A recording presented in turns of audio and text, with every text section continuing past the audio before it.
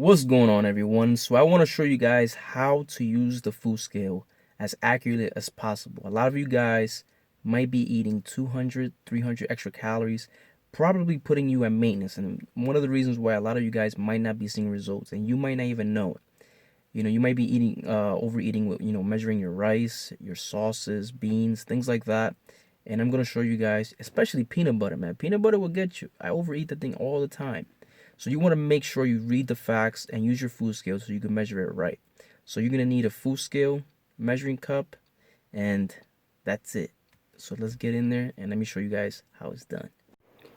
All right, now, so for white rice or brown rice, it does not matter which one you pick. If you eat too many calories at the end of the day, you will either maintain your weight or you will gain weight.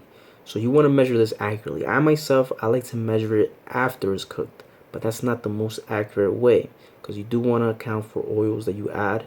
So you use a cup, and you could also measure it in grams using the food scale. Right here, I'm going to show you how to use a cup, a measuring cup, measuring it before it's cooked. Behind the package of any rice or any product that you buy, doesn't matter which food it is, they have nutritional facts. So let's say you need to eat 170 calories from rice. Behind they'll say, how much you have to measure it. So you take the cup, you measure it, 1/4 cup, and then you cook it. As simple as that. And that's how you're accurate with it. I'm not sure how you cook your rice, but there's different ways to cook it. You could also get a pot rice maker. Is that what you guys call it? That's what you kids call it, a pot rice maker? I don't know.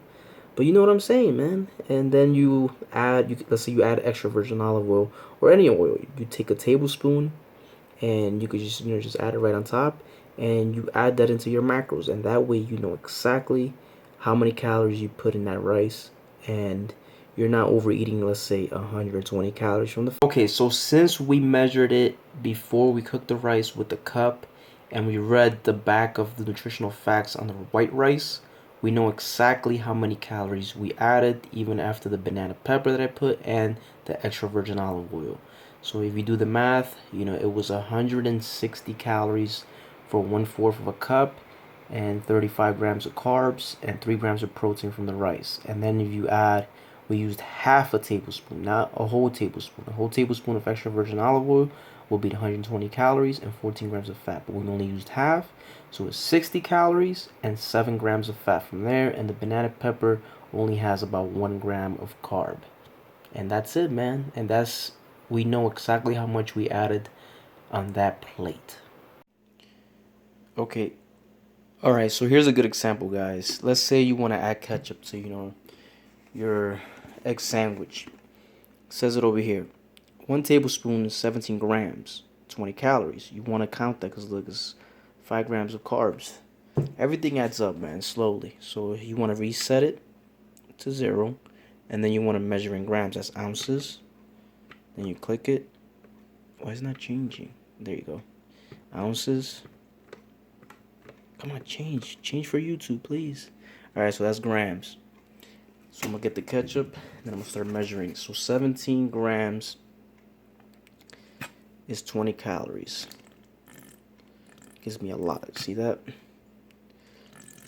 That way I know. And you do this for every single food. You could do this for everything. So right there, 20 calories. 1 gram off, so what?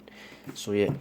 And right there, I know exactly that I ate 20 calories from ketchup. Something very important, guys, is when you use Pam Sprit canola oil, on the bottle it says it's 0 calories, but if you read the fine print on the side, it will say it's 0 calories for 1/4 of a second. If you're using more than that, you're using 1 gram of fat every couple seconds. So that could add up if you use it more frequently, cooking your chicken, your beef, your turkey ground, your eggs, everything. It will add up, especially if you're using more than a couple seconds on it. So those are calories that you're not counting.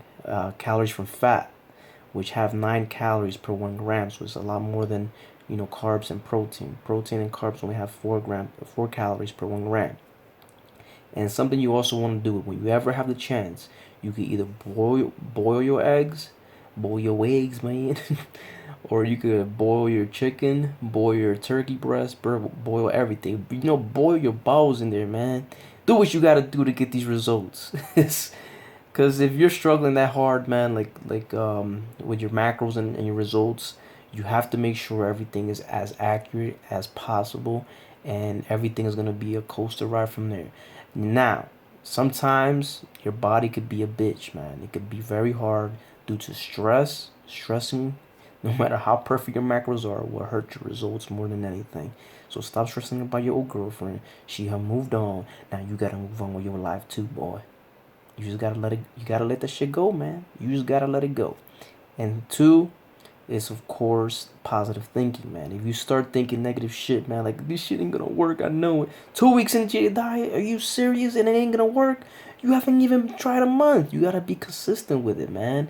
You know, you have to make every month count. Especially if you haven't had abs at all, is even harder. The first couple months is hard, but then you're gonna cruise. It's gonna be nice. It's gonna be a nice roller coaster. You're gonna like it. You're gonna love it. I'm telling you, man, from experience. First time I had abs, it was a hard couple months trying to get it. I forgot how many months it was. It was about 6 months trying to get abs, or a little bit more than that, because it's trial and error. You're gonna fail. You're gonna try.